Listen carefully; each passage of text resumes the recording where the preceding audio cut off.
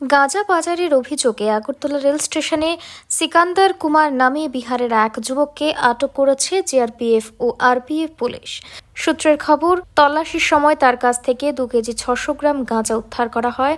Police জানিয়েছে, উদ্ধার হওয়া গাঁজার উৎস ও গন্তব্য সম্পর্কে জানতে আটক যুবককে জিজ্ঞাসাবাদ করা হচ্ছে। ঘটনাটি নিয়ে তদন্ত চলেছে।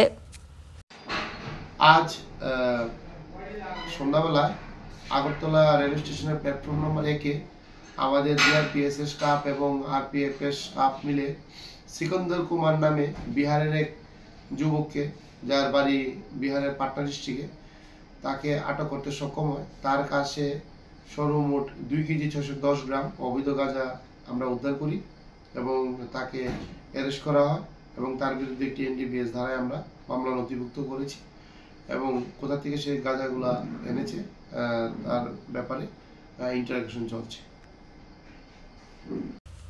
ব্যুরো রিপোর্ট, অবিরাম 24x7।